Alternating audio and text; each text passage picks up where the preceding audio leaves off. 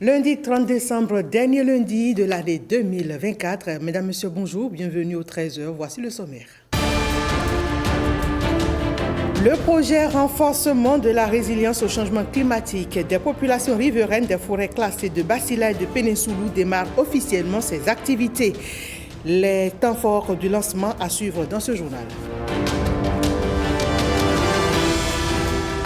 Un colloque scientifique pour penser l'avenir du code béninois des personnes et de la famille après 20 ans d'existence. Quels sont les tenants et aboutissants de ce colloque? On en parle dans cette édition.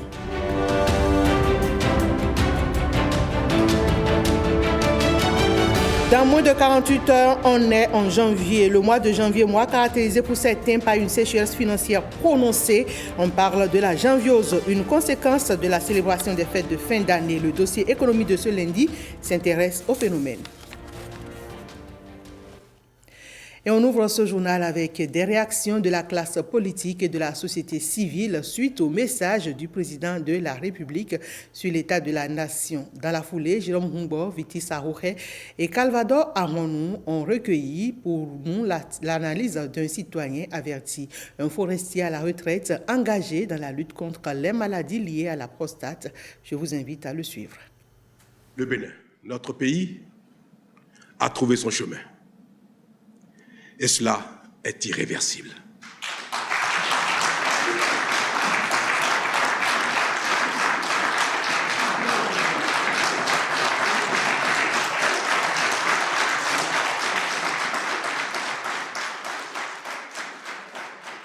La pierre angulaire que les gens avaient abandonnée devient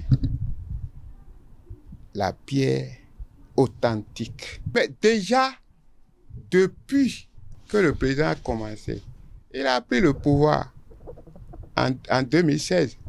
Le bitumage, tout ce qu'il est en train de faire là, qui a fait ça dans ce pays? Le problème de la santé, mais tu n'as pas vu comment il est en train de changer les choses? Il a parlé, ce n'est pas pour la première fois, il a approfondi. Ça m'a marqué, j'ai eu la chair de poule. Donc, il a parlé de la médecine moderne et la médecine traditionnelle. Moi, je suis de 1939, je n'ai jamais vu quelqu'un comme ça. Il faut voir les goudrons. Qu'on fait là. Tout ça là. Moi, je ne condamne personne. Aucun gouvernement n'est parfait. Mais les gens n'ont qu'à avoir pitié, avoir la crainte de Dieu. Il est en mission. Dieu l'a envoyé en mission. Il n'a qu'à faire ce qu'il peut. Il a déjà fait beaucoup, puisque tout le département est en chantier. Donc, je lui souhaite une longévité, la paix, prospérité et la joie, lui et sa petite famille, de ne pas regarder derrière, de continuer devant. Il a des gens qui vont l'accompagner. Quelles sont les prévisions du gouvernement pour le programme alimentaire scolaire et la situation des aspirants au métier d'enseignant pour 2025? Suivons la réponse dans cet extrait des explications du directeur général du budget.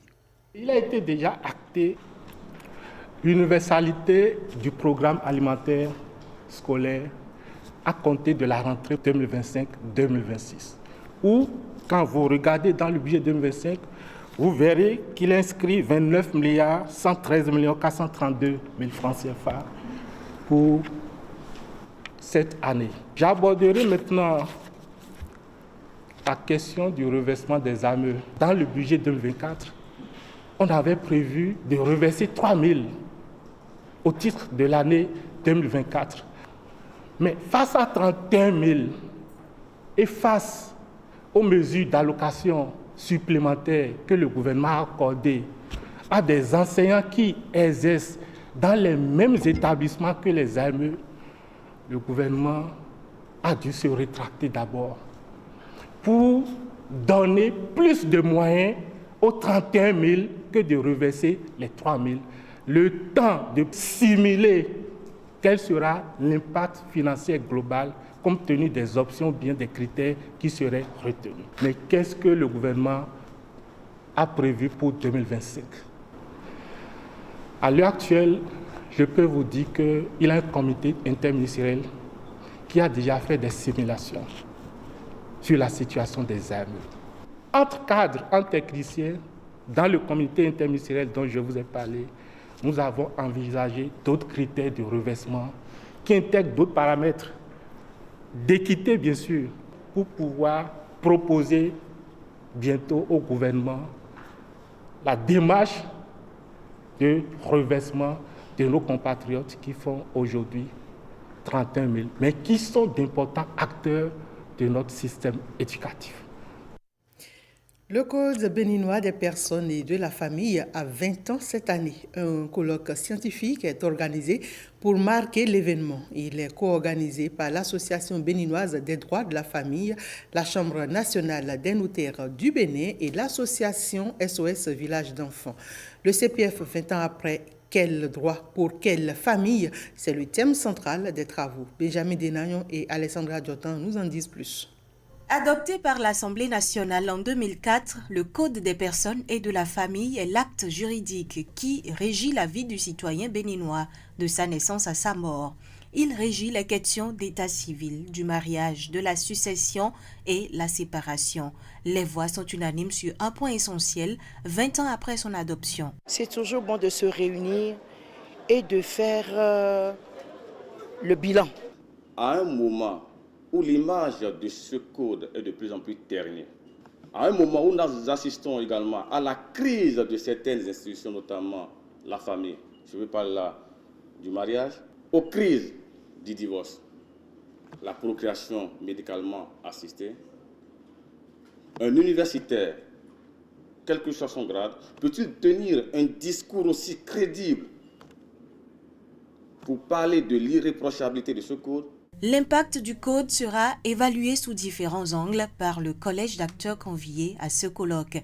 Des spécialistes nationaux en matière de droit, de la sociologie, de la psychologie et de la géographie. Des experts internationaux sont également associés. J'interviendrai sur le contentieux familial. Comment est-ce que nous pouvons régler les litiges familiaux tout en résolvant les conflits? Je vais parler de l'activité au foyer du conjoint. Pendant longtemps, l'activité au foyer du conjoint a été pensée comme activité de la femme au foyer. Et le gros problème qu'il y a jusqu'à présent, c'était de dire que cette activité était du non-travail. C'est l'occasion plus que jamais d'apporter chacune et chacun vos précieuses contributions au balisage de la famille béninoise dans son contexte actuel et face à ces défis dans son environnement local. Les réflexions issues de ces travaux vont servir de base à la révision future du Code des personnes et de la famille.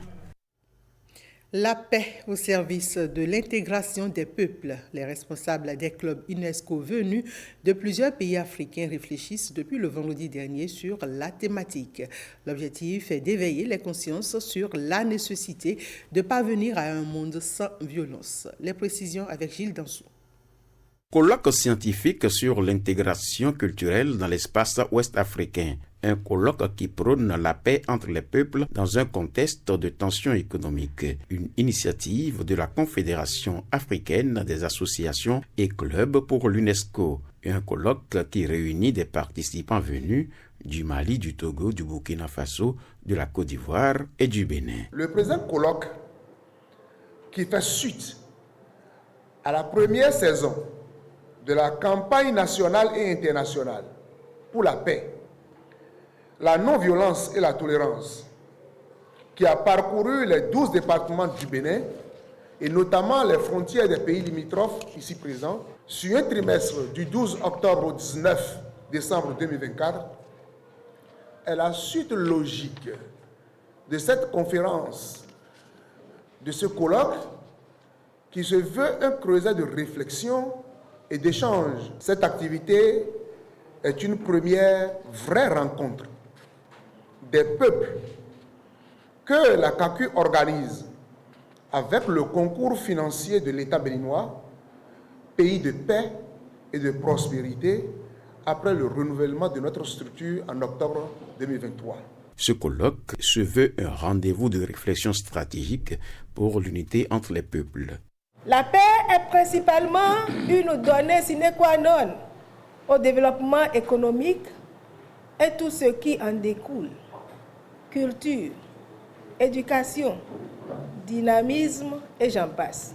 Disons non à la violence en tout temps et sous toutes ses formes, physiques, verbales, psychologiques, sexuelles, socio-économiques et que sais-je encore. Prôner la paix à travers le monde, telle est l'ambition poursuivie.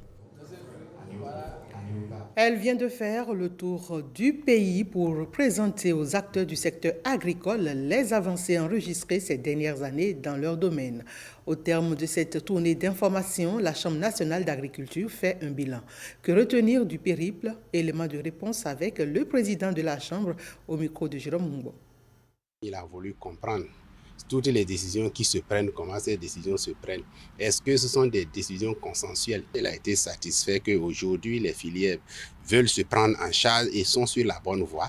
Et là, c'est dans ces conditions que le gouvernement aussi serait fier. Nous avons encore eu d'autres rencontres avec les ministres. C'est lors de l'application, la mise en œuvre des décisions qui ont été prises.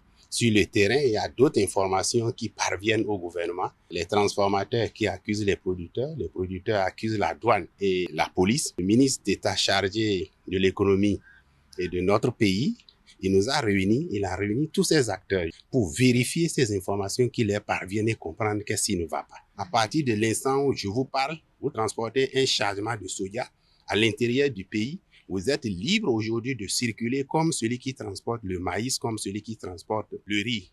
Parce que ça a donné l'impression que les filières soja et les filières anacarde sont stigmatisées à travers leurs produits.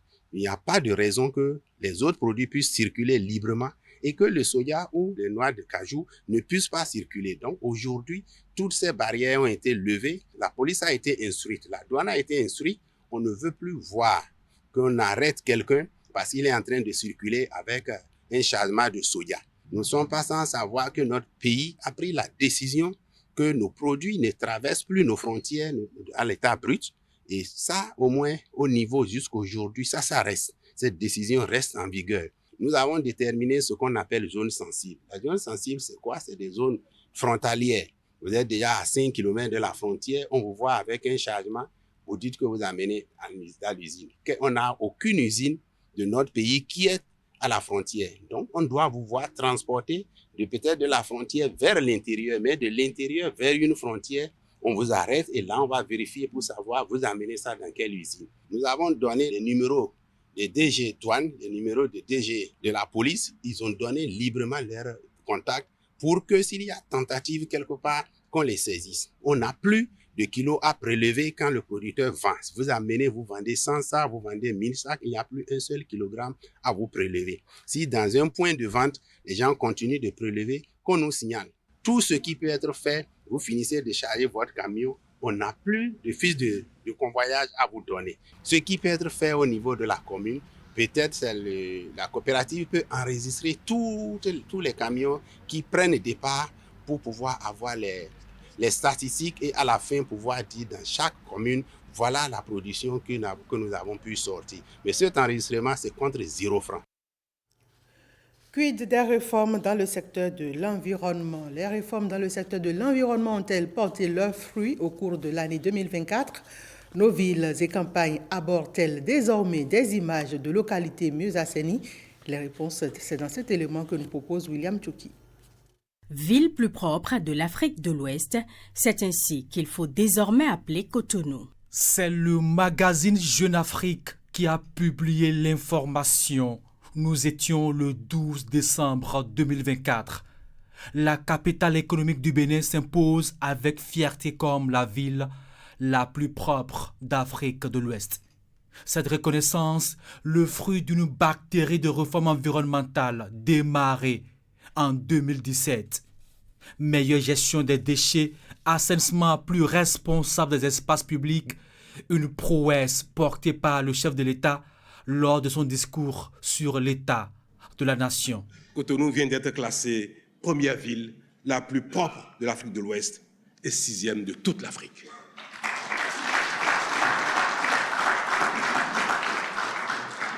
Cela est certes flatteur, mais notre volonté est de faire toujours mieux, car nous avons vocation à être les meilleurs partout.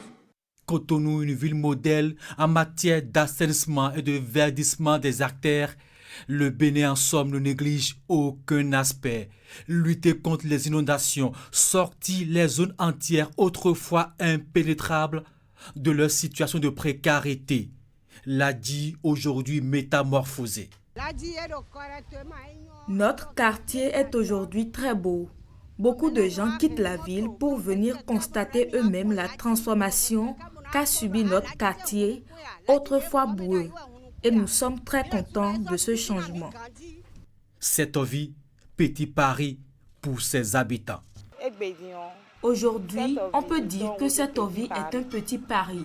Les autorités béninoises multiplient les actions et les initiatives des actions de protection du littoral et aussi de lutte contre les effets néfastes du dérèglement climatique. C'est dans ce temps d'idée que la commune de Basila bénéficie d'un projet de résilience et l'objectif est d'aider les populations vulnérables à faire efficacement face aux effets des changements climatiques. Il s'agit du projet de renforcement de la résilience au changement climatique des populations riveraines des forêts classées de Basila et de Péninsoulou dans la région centre du Bénin. Et les activités sont officiellement lancées le vendredi 27 décembre dernier à la mairie de la localité. Alessis Sebouemon et Amandine Anyamboussou pour le reportage.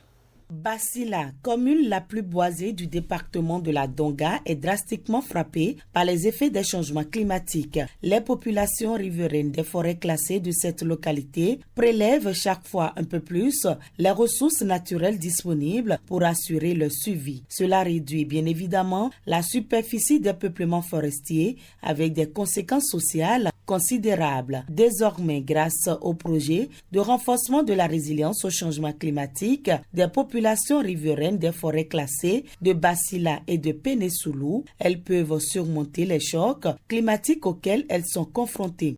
Ce projet ouvre donc une nouvelle ère à Basila et boostera davantage la production agricole, l'augmentation des revenus et la création de l'emploi. Ce projet est entièrement financé par le Fonds d'adaptation au changement climatique. La TDA 4, en tant qu'entité d'exécution de ce projet, devra aussi veiller à la mise en œuvre et au respect des réformes ou des normes environnementales, sociales et du genre. C'est donc une solution satisfaisante pour les populations dont la souffrance a atteint la cote d'alerte. L'ambition est de réduire la pression anthropique sur les ressources forestières. Nous avons 3 objectifs. Le premier est de renforcer les capacités des petits agriculteurs les plus vulnérables en matière de bonnes pratiques d'adaptation au changement climatique. Le second est de développer les chaînes de valeur dans les secteurs porteurs afin de diversifier les sources de revenus des communautés les plus vulnérables. Et le troisième est de renforcer le cadre de gouvernance et la gestion locale pour l'adaptation au changement climatique. Ce projet s'arrime bien avec les objectifs du développement durable.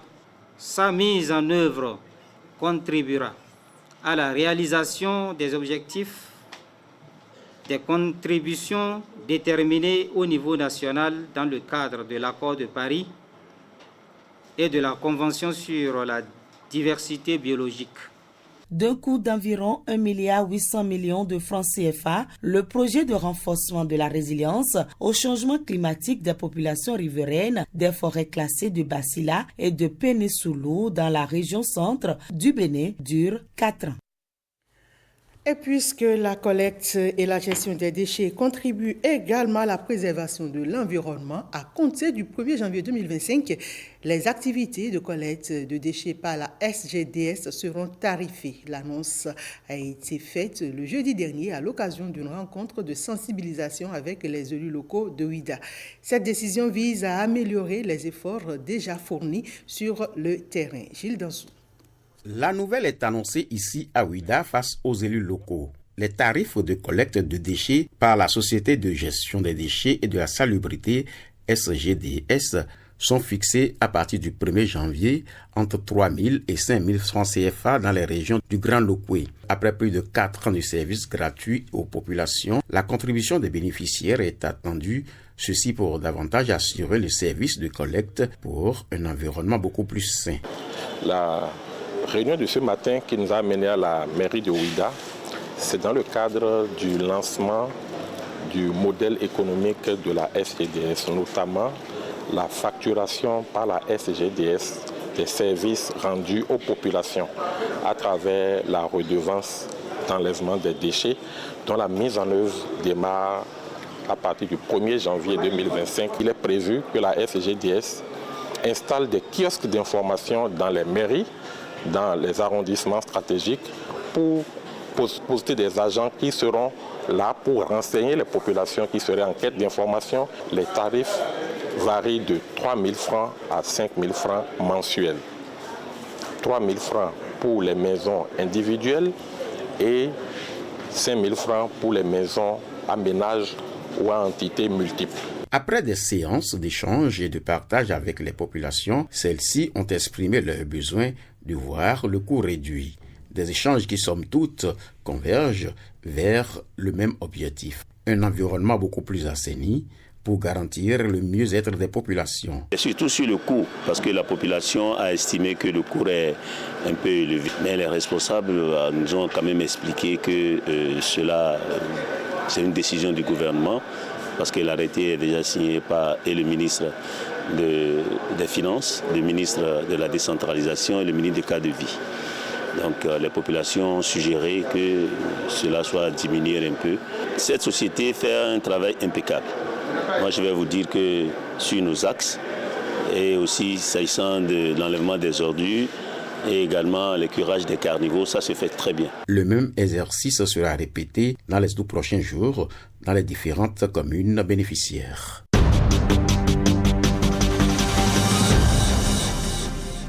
Nous sommes à la veille du mois de janvier, mois caractérisé pour certains par une sécheresse financière prononcée.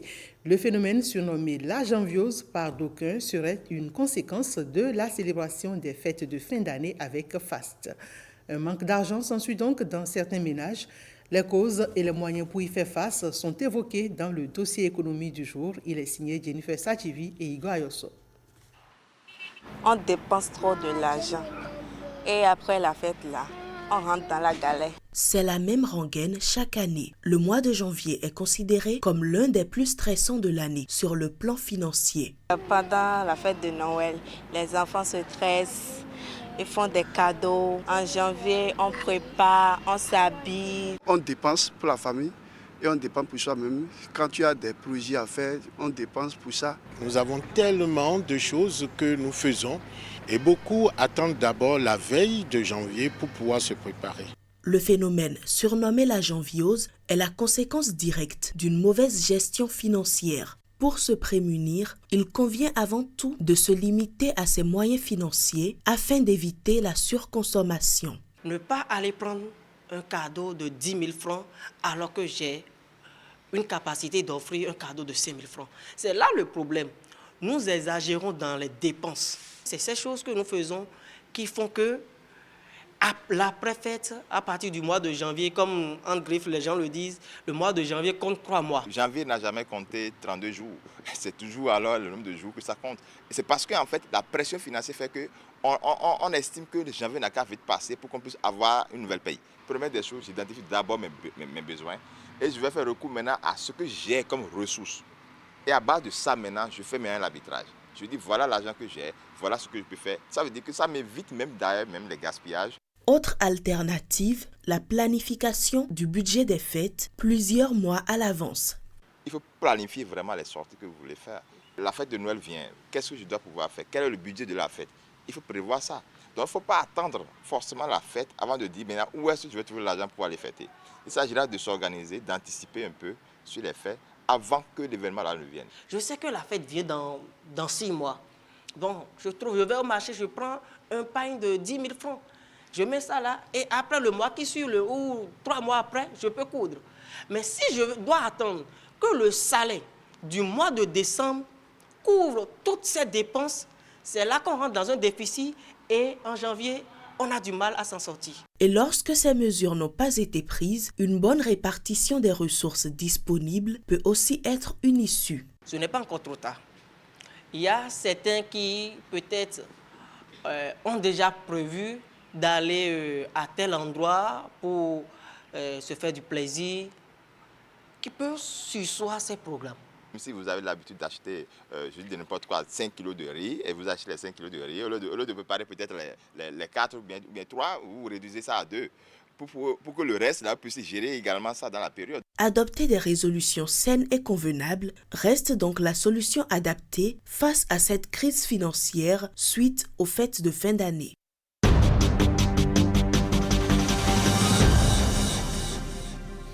Le Bénin est désormais une destination touristique incontournable. Il fait figure de proue au rang des pays à visiter en 2025. Un monde de splendeur qui s'offre à tout touriste avec des attractions et des sites uniques. Le ministre du Tourisme, de la Culture et des Arts en parle au micro de Benjamin Denayon et Ulvaeus Balogun. Nous avons toujours, depuis 2 ans, été classés dans les destinations d'avenir. Et le président l'a cité à suffisance, des magazines ou des organisations qui font autorité en matière de tourisme prédisent que le Bénin est dans les 20 premières destinations de l'année à venir. Et nous avons également l'ambition non seulement d'être dans les 25 premiers, mais peut-être très bientôt dans les 10 premiers.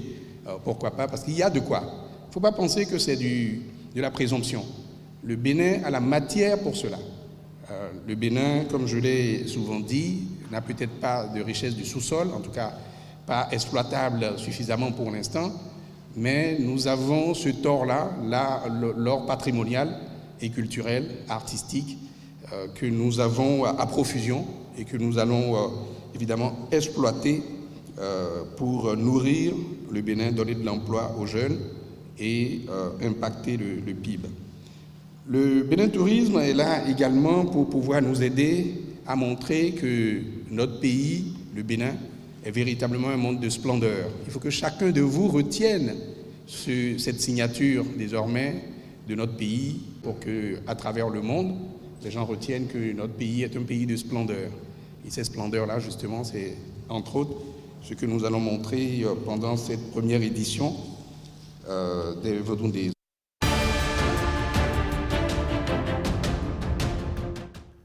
Faisons à présent avec Blaise Adam pour le tour de l'actualité internationale.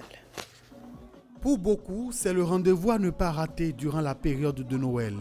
En 11 ans, le festival Calabar a su dépasser les frontières du Nigeria. Il est devenu plus international et attire de plus en plus d'étrangers. Cette année, l'événement a vu la participation de centaines de participants. Les Tchadiens étaient dans les bureaux de vote ce dimanche pour les élections générales présentées par le pouvoir comme la dernière étape de la transition politique. J'appelle tous mes compatriotes inscrits sur la liste électorale à sortir massivement pour voter en ce jour historique, a déclaré le chef de l'État, le maréchal Mahamat Idriss Itno. Les partis d'opposition n'ont cessé d'appeler à l'abstention en critiquant un système construit sur le mensonge et le vote électoral et en appelant au changement pour développer le pays. Les résultats provisoires de ce triple scrutin sont attendus le 15 janvier et les résultats définitifs le 31 janvier 2025. Un avion a fait une sortie de piste et s'est écrasé à l'aéroport international de Muan en Corée du Sud, faisant 179 morts et 2 rescapés. L'accident s'est produit lors de l'atterrissage de l'avion de la compagnie Jeju Air en provenance de Bangkok en Thaïlande et transportant 175 passagers et 6 membres d'équipage. L'avion a été presque entièrement détruit et les passagers et membres d'équipage avaient peu de chances de survivre, ont affirmé les pompiers sur place. Au fil des heures, le bilan s'est alourdi, confirmant le pessimisme des pompiers qui avaient évoqué un nombre important de personnes grièvement blessées. Selon les autorités, 2 femmes ont pu être sauvées, 2 membres d'équipage également. Les autorités ont annoncé avoir retrouvé les 2 boîtes noires. La dernière catastrophe de grande ampleur remonte en 1997, lorsqu'un avion de Korean Airlines s'est écrasé à Guam, tuant 228 personnes à bord. Les enquêtes sont en cours pour connaître les causes de ce crash meurtrier. C'est la fin de ce 13h. Merci à toutes et à tous de l'avoir suivi.